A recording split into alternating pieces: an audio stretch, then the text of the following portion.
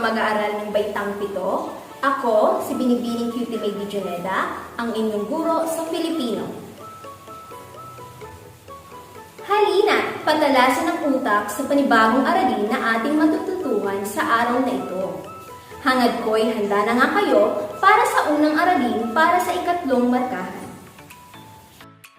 Ang aralin ay may layunin, una, matukoy ang kahulugan ng mga salita, parirala o pangungusap batay sa tono, diin at antala. Ikalawa, may paliwanag ang kahalagahan ng paggamit ng ponemang suprasegmental na tono, diin at antala.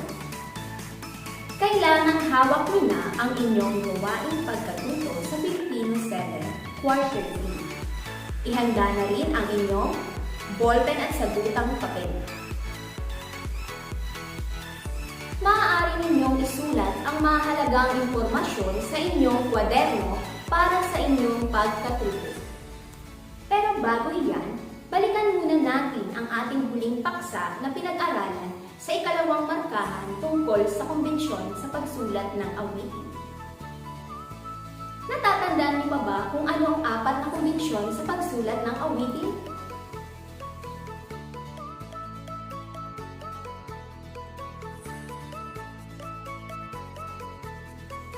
Mahusay! Tunay ngang nakinig kayo sa ating naging talakayan noong nakaraang linggo. Ang 4 na kumbensyon ng pagsulat ng awitin ay ang sukat, tugma, tayutay, at talinghaga. Pinabati ko kayo! Ngayon ay magsimula na tayo sa panibagong aralin. Pansinin ang mga pahayag na aking bibigkasin. Totoo, maganda siya. Totoo, maganda siya. Ano ang napansin ninyo habang binibigkas ang mga pahayag? Mayroon bang pagkakaiba? Tama! Nagkakaroon ng pagkakaiba sa kahulugan dahil sa damdamin na ipinahayag. Ang una ay nagpapahayag ng pagdududa. At ang ikalawa naman ay nagpapahayag ng kasiguraduhan na maganda nga ang tinutukoy niya.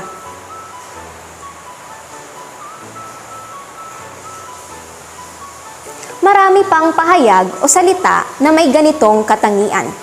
Magkapareho ang baybay o spelling, subalit magkaiba ang kahulugan. Kung isa ka sa nakakapansin nito at nagdudulot sa iyo ng kalituhan, ay nararapat lamang na makinig ka ng mabuti at pag-aralan natin ang ponemang suprasegmental. Ano nga ba ang ponemang suprasegmental? Ang ponemang suprasegmental ay isang pag-aaral ng makabuluhang unit ng tunog. Masasabing makabuluhan ng isang ponema o tunog ng ating wika kung nag-iiba ang kahulugan ng salita at kung sakaling magpapalitan ng ibang ponema.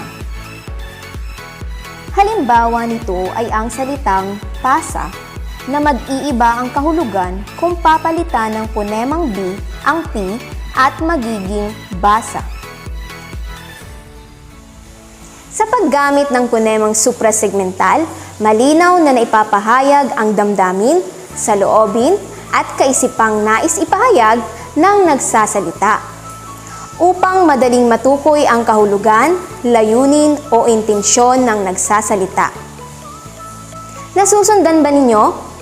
Sige nga at isa-isahin pa natin ang 3 uri ng ponemang suprasegmental upang mas maunawaan pa ninyo. Ang una ay ang intonasyon o tono.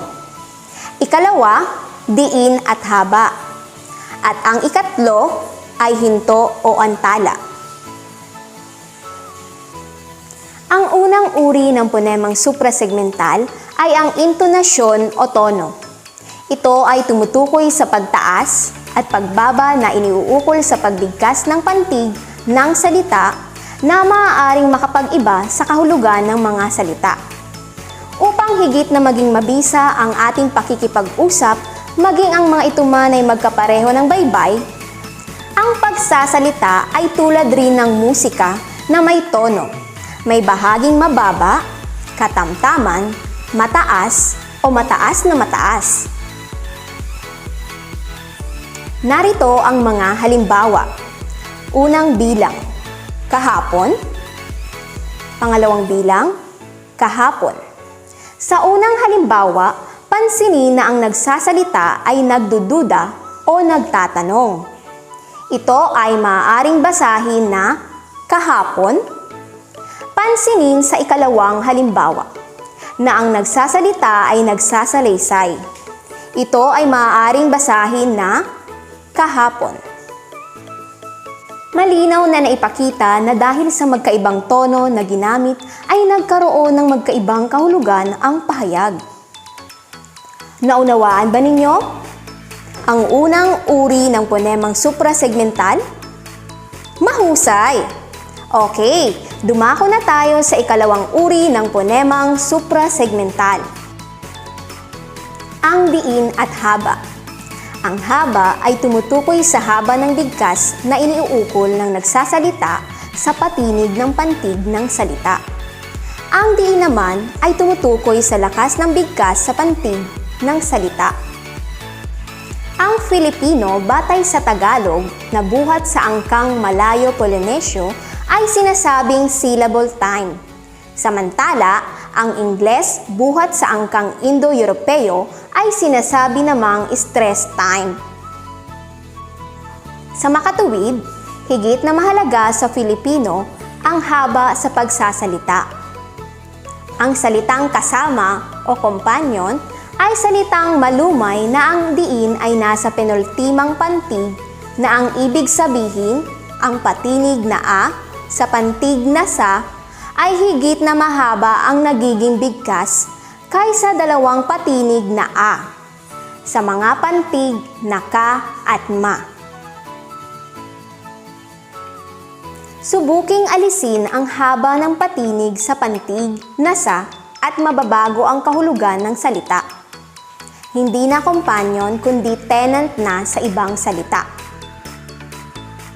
Upang lubos mong maunawaan, narito ang mga halimbawa.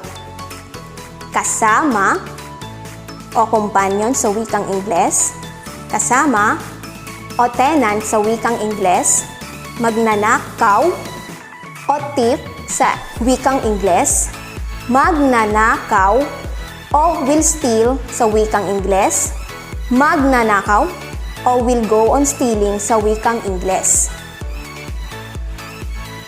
Naunawaan ba ninyo ang ikalawang uri ng ponemang suprasegmental? Magaling! Ngayon, dumako na tayo sa huling uri ng ponemang suprasegmental. Ang hinto o antala. Ito ay saglit na pagtigil ng pagsasalita upang higit na maging malinaw ang mensaheng ipinahayag. Ginagamit ang kuwit, tuldok, semicolon, at sesura sa pagsulat upang maipakita ito. Upang lubos na maunawaan, narito ang mga halimbawa. Hindi maganda. Sinasabing hindi maganda ang isang bagay. Hindi maganda. Pinasubalian ang isang bagay at sinasabing maganda ito. Naunawaan ba ang ating aralin? Magaling! Atin ngang subukin ang inyong galing sa pamamagitan ng iba't ibang pagsasanay na aking inihanda. Unang bahagi, bigkasin ang mga salita o pahayag sa bawat bilang ayon sa tono o intonasyon nito. Piliin sa ibaba ang nais ipakahulugan nito. Bawat item ay bibigyan ko kayo ng 5 segundo upang masagutan ito. Bawat tamang sagot sa item ay 1 puntos. Isulat ang inyong sagot sa inyong sagutang papel. Unang bilang. Bigkasin ang pahayag na kumain kayo. Ano ang kahulugan nito? Titik A. Ang nagsasalita ay nagtatanong kung sila ba ay kumain. Titik B. Ang nagsasalita ay inaanyayahan ang mga kasama na kumain.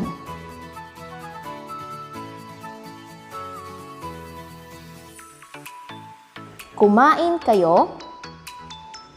Titik A. Ang nagsasalita ay nagtatanong kung sila ba ay kumain.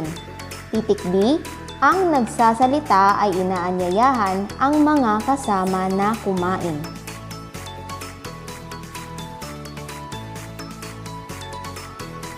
Iwasto natin ang iyong sagot. Para sa unang bilang na binibigkas na kumain kayo, at kung ang iyong sagot ay titik B, na ang nagsasalita ay inaanyayahan ang mga kasama na kumain, tama ang iyong sagot. Dumako tayo sa ikalawang bilang. Mahusay ka kung ang iyong sagot ay titik A. Sa bigkas na kumain kayo, na nangangahulugang ang nagsasalita ay nagtatanong kung sila ba ay kumain. Magpatuloy tayo para sa ikatlong bilang. Lumakad sila. Ano ang kahulugan nito? Titik A, ang nagsasalita ay nagtatanong kung sila ay lumakad. Titik B, ang nagsasalita ay nagsasalaysay na sila ay lumakad.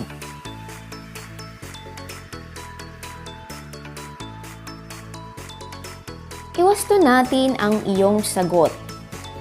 Ano ang kahulugan ng ikatlong bilang?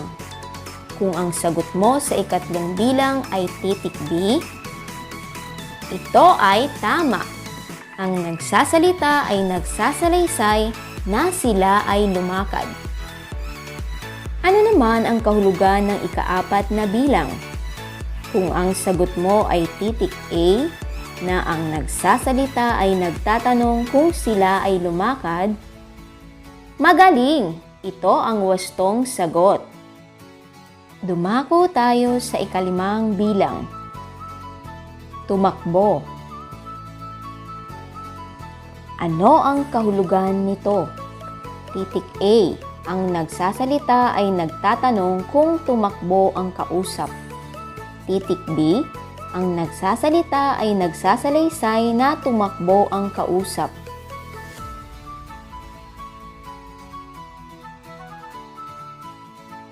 Kung ang iyong sagot ay titik B, ito ay tama. Ang nagsasalita ay nagsasalaysay na tumakbo ang kausap. Nakuha niyo ba lahat ang tamang sagot? Magaling! Tunay ngang naunawaan ninyo ang ating aralin sa tono at intonasyon. Ngayon naman ay tukuyin niyo ang kahulugan ng bawat salita batay sa diin at haba. Piliin ang letra ng tamang sagot. Unang bilang, magsasaka. Ano kaya ang kahulugan nito batay sa diin at haba? Titik A, farmer. Titik B, will farm.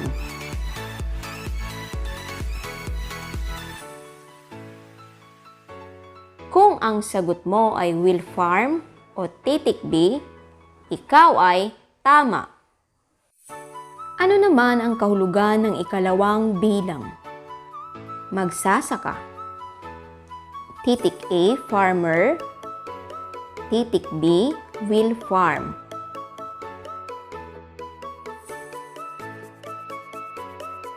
Ang sagot mo ba ay titik A? Magaling! Ito ay tumutukoy sa farmer. Magpatuloy tayo sa ikatlong bilang. Saya. Titik A, joy. Titik B, skirt.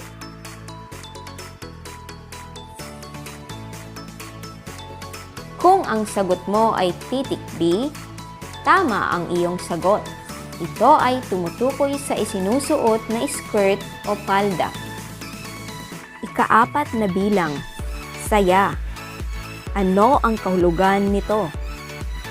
Titik A, joy. Titik B, skirt.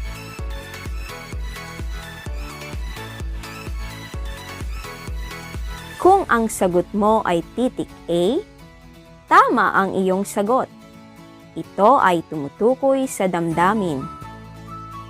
Ikalimang bilang, basa.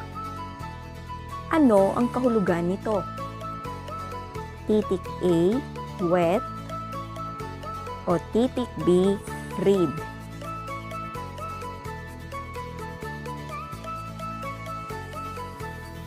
Kung ang sagot mo ay titik B, nakuha mo ang tamang sagot. Ito ay tumutukoy sa kilos na nagbabasa. Mahusay ang inyong pagsagot. Subukan naman nating suriin ang bawat pangungusap. Tukuyin kung ano ang nais ipakahulugan nito at isulat ang letra ng tamang sagot sa iyong sagutang papel. Unang bilang. Hindi. Siya ang kababata ko. Ano ang kahulugan ng unang bilang? Titik A, ang nagsasalita ay pinatutunayan na siya ang kababata niya. Titik B, itinatanggi ng nagsasalita na siya ang kanyang kababata.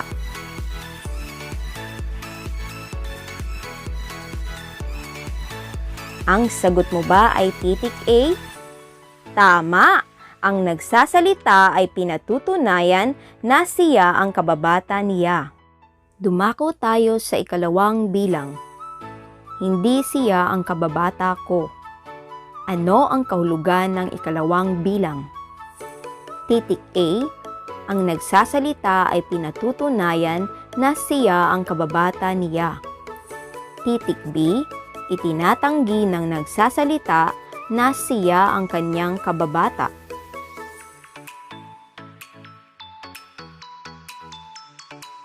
Kung ang sagot mo ay titik B, ikaw ay tama. Itinatanggi ng nagsasalita na siya ang kanyang kababata. Ikatlong bilang. Si John, Joseph at Faye ang mga kaibigan ko. Ano ang ipinapakahulugan nito? Titik A, dalawa ang kaibigan ng nagsasalita. Titik B, tatlo ang tinutukoy ng nagsasalita na kanyang kaibigan.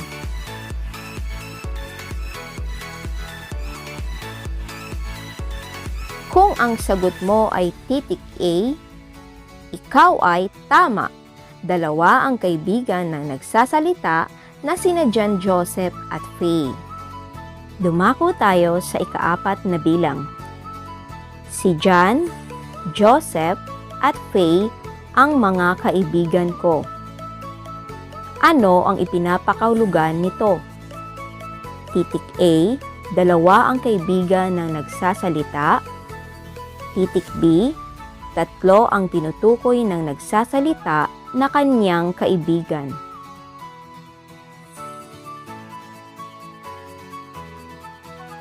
Kung ang sagot mo ay titik B, tama ang iyong sagot. Tatlo ang tinutukoy na kaibigan ng nagsasalita. Dumako tayo sa ikahuling bilang. Sino? Si Julina Magdangal? Ano ang nais ipakahulugan nito? Titik A, tinatanong ng nagsasalita kung sino nga ba si Julina Magdangal. Titik B, nagtataka ang nagsasalita sa narinig niyang balita tungkol kay Julina Magdangal.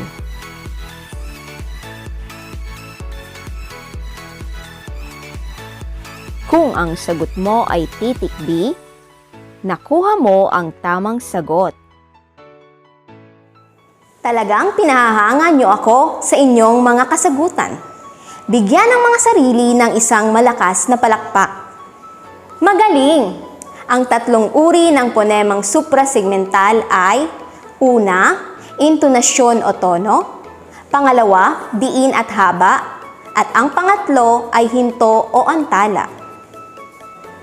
Tunay na madaling maunawaan ang mga pahayag o pangungusap na mababasa kung mapag-aaralan ang tatlong uri ng ponemang suprasegmental: ang tono o intonasyon, diin at haba, at hinto o antala. Batid kong may natutuhan at naunawaan nga kayo sa ating talakayan. Ngayon, mas hasain pa natin ang inyong mga natutuhan sa pamamagitan ng pagsasagot ng mga pagtataya. Para sa panuto, basahin at unawain ang bawat item. Tukuyin ang wastong intonasyon, diin at haba, hinto o antala. Isulat ang letra ng wastong sagot sa nakalaang patlang. Unang bilang. Tinatanong ka ng iyong kaibigan kung totoo ba ang iyong sinasabi.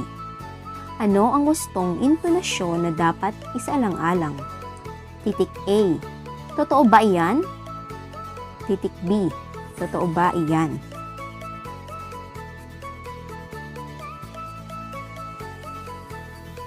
Kung ang sagot mo ay titik A, ang sagot mo ay tama. Ang tono o intonasyon ng pahayag ay pataas. Ito ay nagtatanong. Magpatuloy tayo sa ikalawang bilang. Handang ibuwis ng mga sundalo ang kanilang patlang para sa ating bansa. Ano ang wastong diin na dapat na gamitin? Titik A. Buhay. Titik B. Buhay.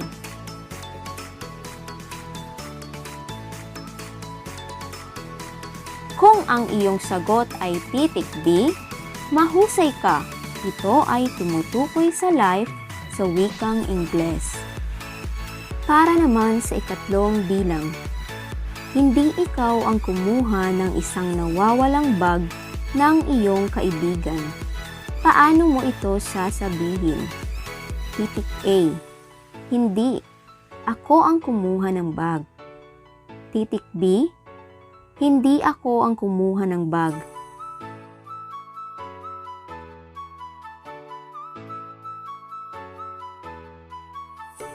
Kung ang iyong sagot ay titik B, magaling dahil maayos mong naihayag na hindi nga ikaw ang kumuha ng bag. Pinahangan ninyo ako sa inyong husay sa pagtukoy ng wastong intonasyon, diin at haba, at hinto o antala. Naway sa mga inihanda kong mga pagsasanay at pagtataya ay tahasang nasanay at nasubok ang inyong kakayahan sa pagtukoy at pag-unawa sa tatlong uri ng ponemang suprasegmental.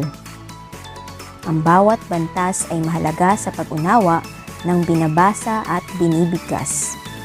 Ngayon naman ay gawin natin ang huling pagsubok sa pagtataya na maipaliwanag ang kahalagahan ng ponemang suprasegmental lalo na sa pakikipag-usap sa iyong kapwa. Isulat sa sagutang papel ang iyong sagot at ipasa na lamang sa inyong guro sa Filipino. Gawing gabay ang pamantayan sa pagsulat.